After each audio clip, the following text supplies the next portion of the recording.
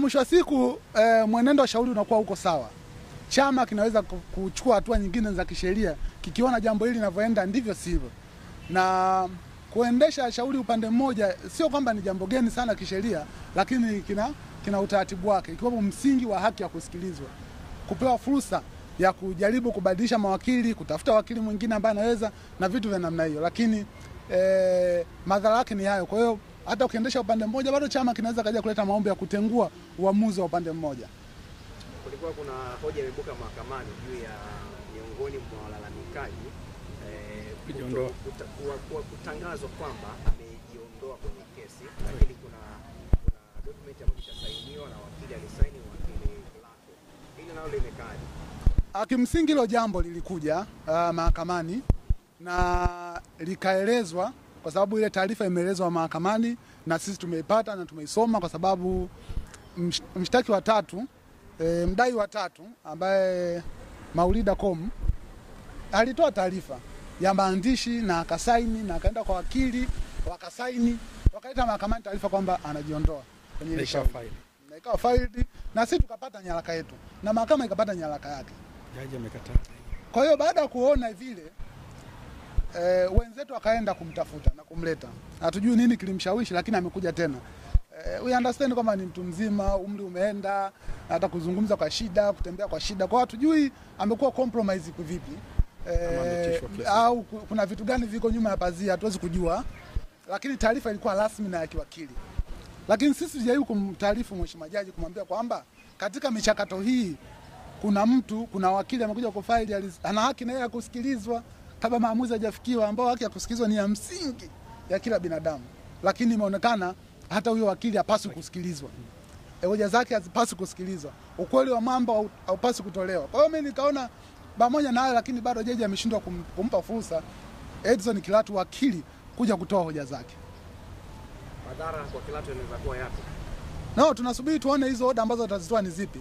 Lakini sisi tunaamini Kilatu ni wakili sahihi, ni wakili wa mahakama kuu, ni ofisa wa mahakama. Tunaamini hawezi kusema uongo, hawezi kudanganya, hawezi kufanya vitu vya namna hiyo. Kwa hiyo tunafikiri na yeye ana haki ya msingi, ana fursa ya kusikilizwa. Kwa hiyo tujui atatoa amri zipi, lakini tunaamini Edson Kilatu hajatendewa haki, ana haki ya kusikilizwa.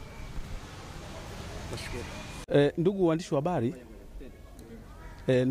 wa habari, naitwa Guido Thomas Simfukwe. Ni miongoni mwa timu ambayo ilikuwa inawakilisha wanachama wa Board of Trustees waliofungua kesi yao hapa Dar es Salaam katika Mahakama Kuu ya Tanzania, Masjala ndogo ya Dar es Salaam.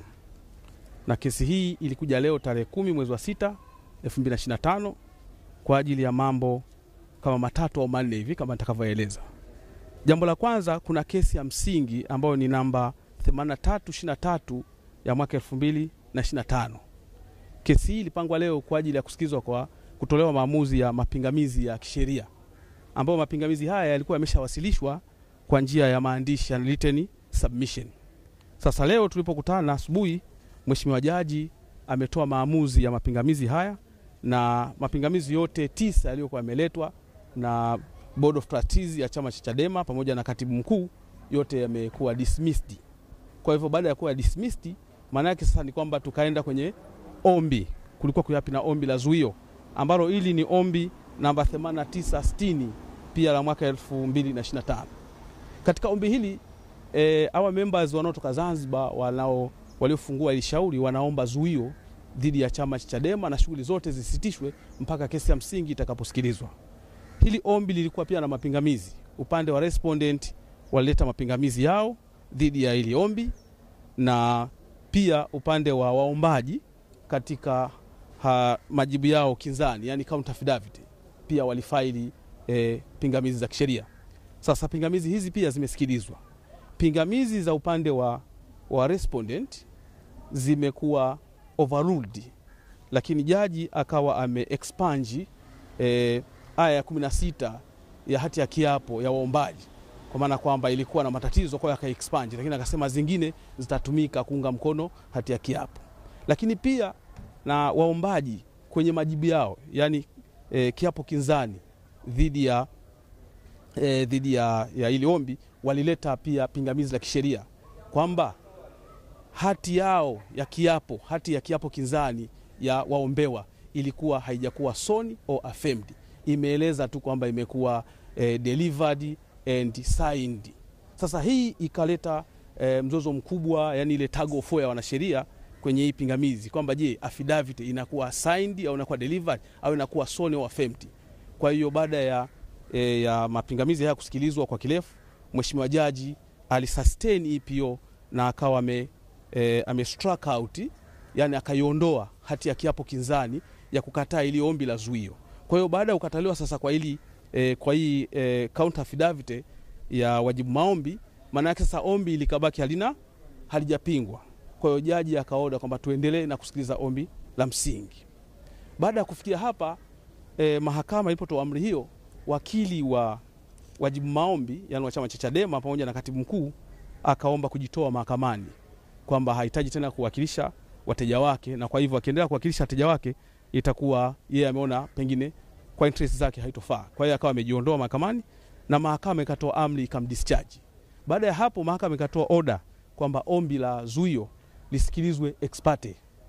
Kwa hiyo tumesikiliza ombi la zuio ex parte, yani ex parte maana yake upande mmoja.